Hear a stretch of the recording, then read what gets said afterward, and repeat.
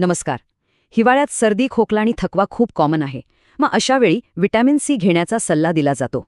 हिवाळा आला की नाही की सर्दी, थकवा आणि त्वचा कोरडी पडणं या तक्रारी सुरू होतात.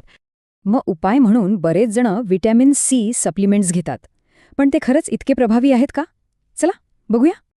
सगळ्यात आधी व्हिटॅमिन सी म्हणजे नेमकं काय हे समजून घेऊया. तर व्हिटॅमिन सी हे पाण्यात विरघळणारे एक जीवनसत्व आहे. आणि महत्त्वाचं म्हणजे आपलं शरीर ते स्वतः बनवू शकत नाही. म्हणजेच आपल्याला ते फक्त अन्न किंवा सप्लिमेंट्समधूनच मिळवावं लागतं. मग हिवाळ्यात व्हिटॅमिन सी इतकं महत्त्वाचं का ठरतं?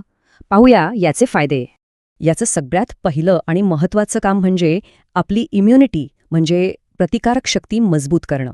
हे पांढऱ्या रक्तपेशींना मजबूत करतं, इन्फेक्शनशी लढायला मदत करतं आणि सर्दी होण्याची शक्यता कमी करतं.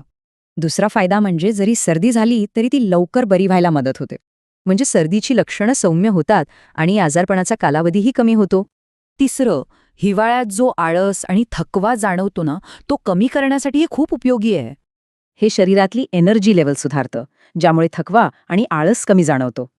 आता चौथा फायदा आहे त्वचेसाठी, कारण थंडीत त्वचा खूप कोरडी आणि निस्तेज होते. हे कोलॅजिन बनवायला मदत करतं, ज्यामुळे त्वचा हेल्दी राहते आणि जखमही लवकर भरून येते. आणि पाचवा फायदा आहे आपल्या मूडशी संबंधित. विंटर ब्लूज कमी करायला हे मदत करतं.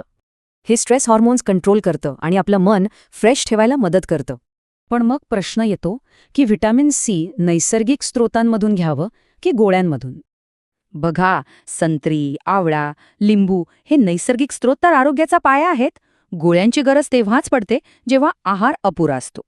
पण एक गोष्ट लक्षात ठेवली पाहिजे, अतिसेवनाचे धोके.